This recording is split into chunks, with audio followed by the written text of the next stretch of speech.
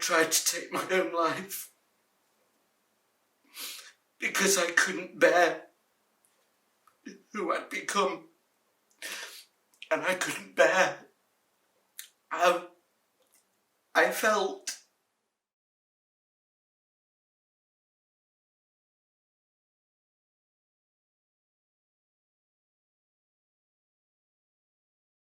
We actually met online, and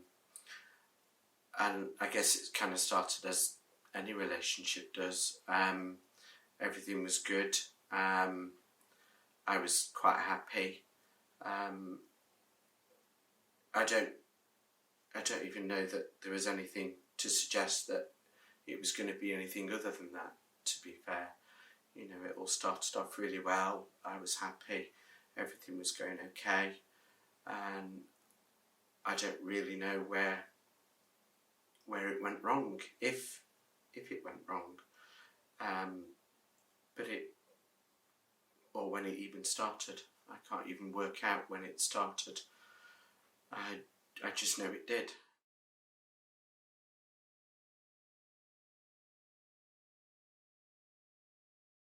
I think there were quite a few things that now looking back that I can see were quite controlling and quite not as they should be, because a relationship's supposed to be sort of a team as opposed to one-sided.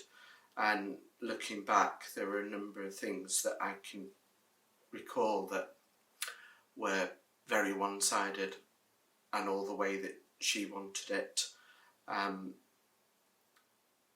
But I think the thing is, it was subtle, for want of a better description,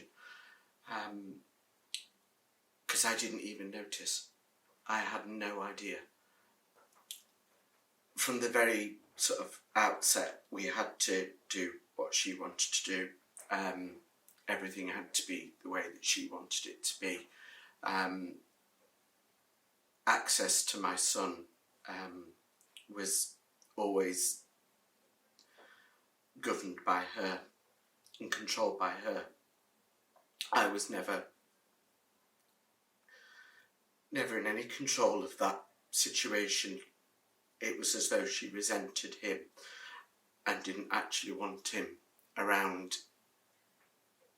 And I remember saying to her when we met that we're a package deal. I've got a son and he has to come first. But looking back, I was probably putting him second. I'm probably putting myself fifth, to be fair, throughout the whole thing, because I was letting her have it her own way. And we could go and see her friends, but I couldn't see my friends. I couldn't see my family. She was slowly cutting me off from my own family. I just tried to keep her happy, because if I didn't, that's when arguments started. And it was always my fault, because I didn't want to do what she wanted to do, so it was my fault. I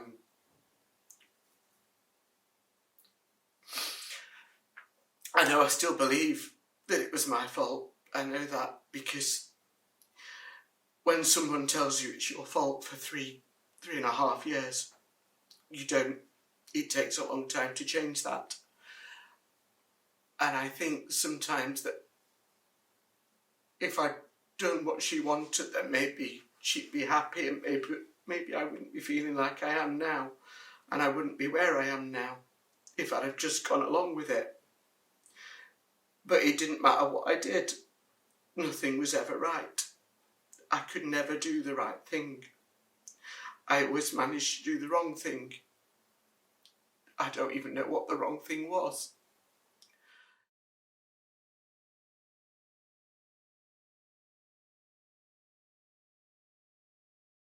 She always said she was going to change. And she used to say that if I didn't do things, she wouldn't have to do what she did. She said that so many times, that if you didn't do that, I wouldn't need to do this. And I don't even know what I did. she would hit me. She used to hit me, and she used to use all sorts of things as a weapon against me.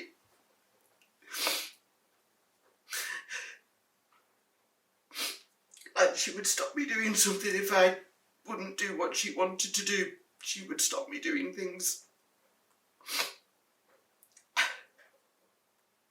I mean, just to get out and do what I wanted to do was impossible. Completely impossible. Because I had to do what she wanted.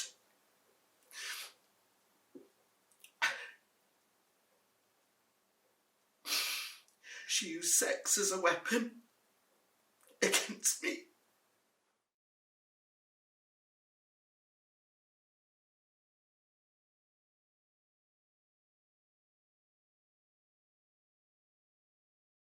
She had access to my bank account. She would check what I spent. I remember once buying a cup of coffee on the way to work, and I got the 3rd degree. And I had to account for every single thing that I spent because she controlled it. She controlled how much money I earned from my business. She controlled what I spent from my business's money. She controlled what I spent from my money. Nothing was mine any longer. It was all hers. And like I said, I don't even know when that started because she used to go through my bank account. She used to go through all of my bank statements, and she would transfer money when she wanted. She would do what she wanted to do all the way through it. And looking back, it was a mistake because I'd lost control of everything. I couldn't even make decisions about my own business because she was making them for me, and I had to do what she wanted to do to keep her happy.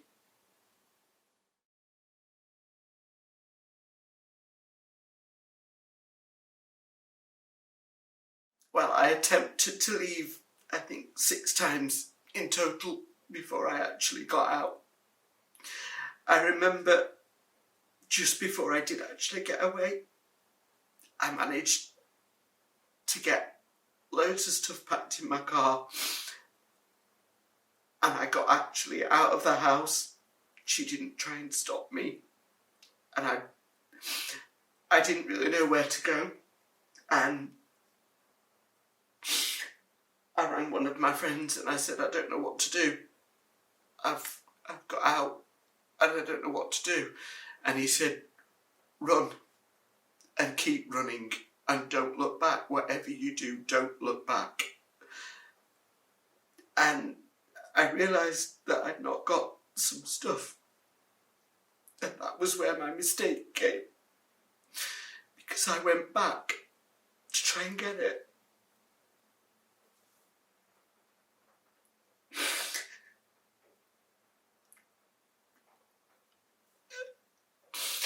She taught me into staying. I don't know how. I still can't remember. But I went back to her. Believe it or not, I did actually love her.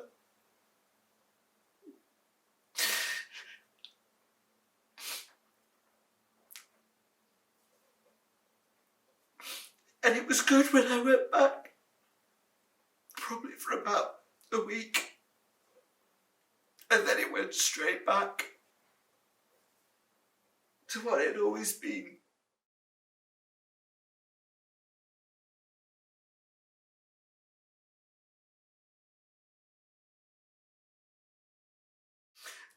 And I just couldn't tell anybody. I was so ashamed. What sort of man is pushed around by a woman? What sort of man lets someone do that to them? I didn't think anyone would believe me, that anyone would believe that Because my mum's always said that I'm somebody who doesn't suffer fools gladly. And I guess I'm not, but I let her get away with it. And I think it was probably more the fact that I was so ashamed of myself, ashamed that I'd let her do it. Sometimes I still am.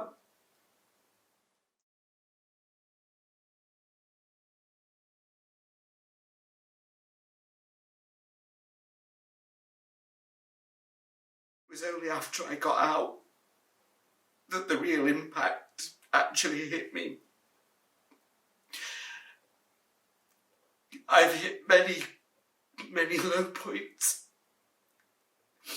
and I've tried to take my own life because I couldn't bear who I'd become, and I couldn't bear how I felt. And sometimes I wish she'd broken my leg, because then that would have healed. But she didn't. The mental scars are going to stay with me for the rest of my life. I just hope that they get easier to live with, because there are still times I don't want to be alive.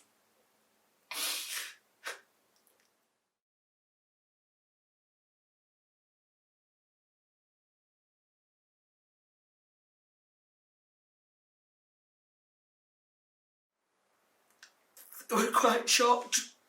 Some of them said, "You seem so happy." And I said, "I guess I hid it well." Maybe I did. I don't know. They surprised me because they were so supportive. And I don't know, I didn't. Because I was so ashamed, it took me a long time to actually admit to anybody, because I couldn't even admit it to myself when I'd got out. I couldn't even admit what had happened to me myself, let alone anyone else.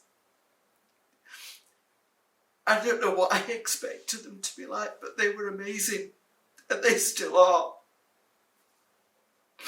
And I don't think I'd be alive today without the support of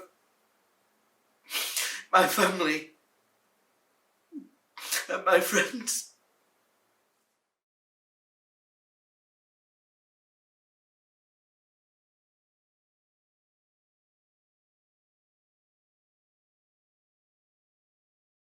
He said it's a group for men, to encourage men to talk, to stop them from taking their own lives. And I did go. I went in, it was probably the October before I finally got the courage to go. And even then I didn't want to. But while I was going, I never admitted why I was there, the real reason that I was there. It took me until probably... So I went in October last year for the first time, and it wasn't until probably February of this year before I actually admitted to them why I was actually there. They just thought it was a relationship breakdown, because like I said, I was so ashamed and I couldn't tell them. And I probably wouldn't be alive if it hadn't been for Andy's Man Club, to be honest.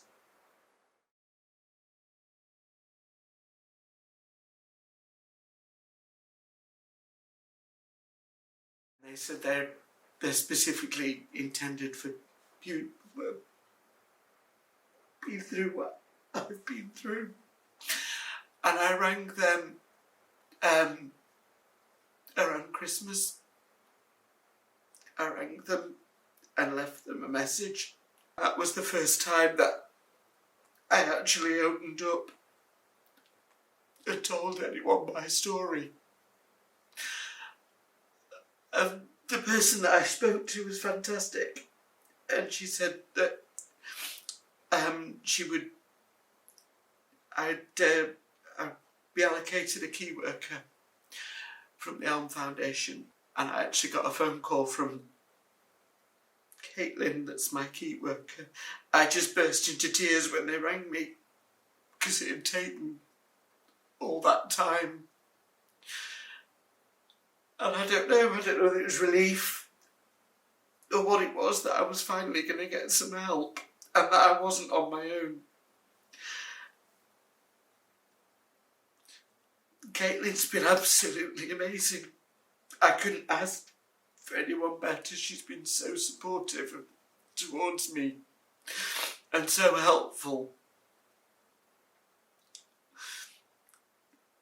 And it was so good to know that I wasn't on my own and that other people have been through it and that it was okay to admit it. And one thing that she said to me is, what's happened to you is not okay. It is absolutely not okay. And she said, you've done the right thing coming to us. And like I said, she's been amazing. And I'm now waiting for counselling, because I'm at the point now where I'm ready to talk about what's happened to me.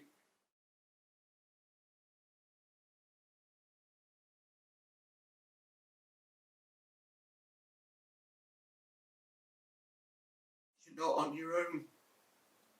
There are people out there that have been through it. I've been through it and I've survived. You can survive, you can get out, you can. You just have to believe that you can. Reach out, there's someone there. Share your story with somebody. Tell somebody what's happened to you or what's happening to you. And it's not anything to be ashamed of.